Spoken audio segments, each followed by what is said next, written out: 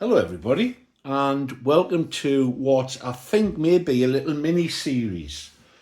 I've spent the last couple of weeks pushing on doing the unglamorous part of, well, actually, I'll show you, completing these builds. That's the Fokker DR1 and the Gypsy Moth. The Gypsy Moth is done. The DR1 is just awaiting some batteries and then I can finalise the radio installation. And they've been big projects for one reason or another. But this has arrived at my house courtesy of Roy. Now, you may remember a project that Roy got me involved with, and that was the building of the Ladybird. And the story behind that's a nice one. It was a model that his father had purchased as a kit, and Roy had given it to me. He said he was never ever likely to make it, with a small diesel to go in it. And when I built it, it just felt wrong keeping the model. So I handed it back to Roy and said, there you go, let's see what you think of it. And he was thrilled with it. It's only flown 2 or 3 times, but it's just a nice thought that it was a model that his father had been involved with. Now, the weather in the northeast of England has been atrocious. We've been unable to fly really much at all.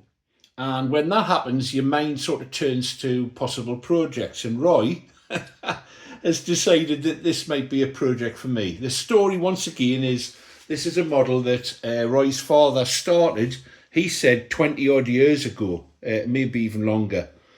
And he never completed. So he asked me if I could have a look at it. It's very different to the Ladybird, which was an unstarted kit, or virtually unstarted.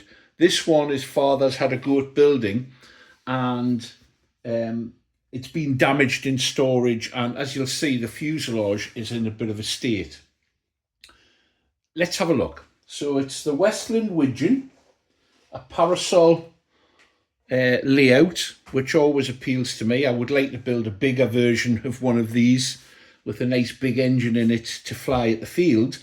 But this is a diminutive little thing, 2 foot wingspan or thereabouts, 24.25 it says here, inches. And his dad started it. There is a problem. There's no plan. But I'll also explain the solution to that. So let's have a look. This is what he brought around. This is the fuselage, and as you can see, it's not done too well in storage. It's a bit battered, and in all honesty, rather than try and repair this, I think I'm just going to build a new one, and we look at how that's going to be done. I had originally thought about using this and drawing up a plan, but I've actually found plans for a 24-inch wingspan Westland Widgeon on AutoZone, and I'll explain a little bit about those plans in a moment. It has some rather nice water slide decals, got to use them. The rudder's completed, there's nothing wrong with that. The tail surfaces are done, although we are going to incorporate some radio control into this, and I'll explain more of that in a second. We have some tissue. I don't know what it's like or what the quality of it is. Some more transfers for the fuselage. These are white. Some instructions about lightweight span, which I don't think there is, that I've just shown you. I think it's just plain tissue. The wings have been made, and this set have been broken. There's a little bit of damage to the upper spar, nothing that couldn't be replaced or done. This wing appears to be undamaged, which is good. And then there's a box of bits, mostly broken bits. Oh, there's the middle fuel tank for the upper wing. So the plan is rebuild the fuselage, see if I can repair one of the wings. If not, I'll build a new one. But the plan is to make it an indoor radio control model. And this is the donut plane. It's rather battered. It's seen better days.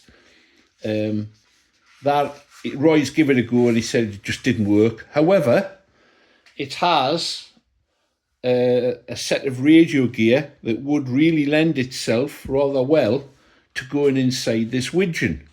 So it would be simply a matter of gutting this, taking the radio gear out.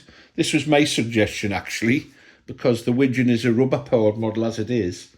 And I suggested to Roy that I had some radio gear sitting upstairs for indoor flying. It's not really my bag, to be honest with you, so I thought I could use it. But he suggested that rather than using up my gear, why not cannibalise this model and put it inside the widgeon.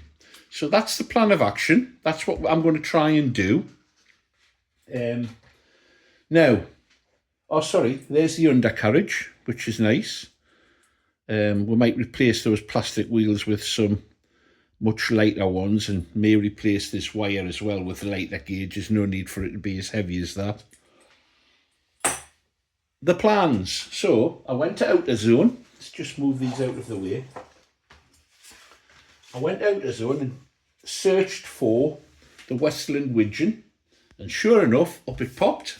And sure enough, it's shown at a scale of 24 inches wingspan. And I've printed this off. Now, if you want to print off from AutoZone, you really need something like Adobe Acrobat to use. And if you do that, even a Luddite like myself managed to do it. You simply print it as a poster, as a tiled pattern, and that prints everything to full size. So I've also allowed 0.2 of an inch overlap, and that allows you to overlap the pieces to print it. An alternative, of course, is to take it to a print shop and get them to print it off for you. And if you can find one at a reasonable price, that's a good option because you get a one-piece plan then. But if I show you what we have, there's an overlap. Obviously, you cut off the surplus. And there you can see it's starting to go together. And just to check, I took the wing. There's a slight variation in it, but you can see that it fits the same scale in terms of the width. Obviously the ribs are in a slightly different position, but at least I can see the building. I can use this to build a brand new fuselage for it. So what I'll do, in the next video, you'll see that this will all be glued together. That's a separate sheet with the formers on it. It'll be glued together, and we'll actually start, I think, by completing the wings and repairing the wings and see what I can do with them. And then I'll look at what we have. We should have a tail, a rudder and a set of wings, and the rudder and the tail will need to be adapted to make them radio control because this will be 3-channel, throttle, elevator and rudder. And once that's done, I'll attempt to build the fuselage. I'll probably build it as it's described here, rather than copy what's on the, that's more of the same top. I've got to find that piece there, but I'll find that. So that's the plan. It's a little small scale project, but it's model making, and that's what matters. And I have to be creative to get it done. It makes a change from thinking big all the time. That DR1's got a 40cc petrol engine in it. By comparison, this is going to be a nice little project. Something that I can get on with without it absolutely taking over the house. So there we go. I hope you join in and enjoy the journey with me. If you've enjoyed this little introduction, stay tuned. I'll start a new playlist, and let's buckle up and get ready for this journey on the Westland Widgeon. Thanks for watching now. Bye, folks.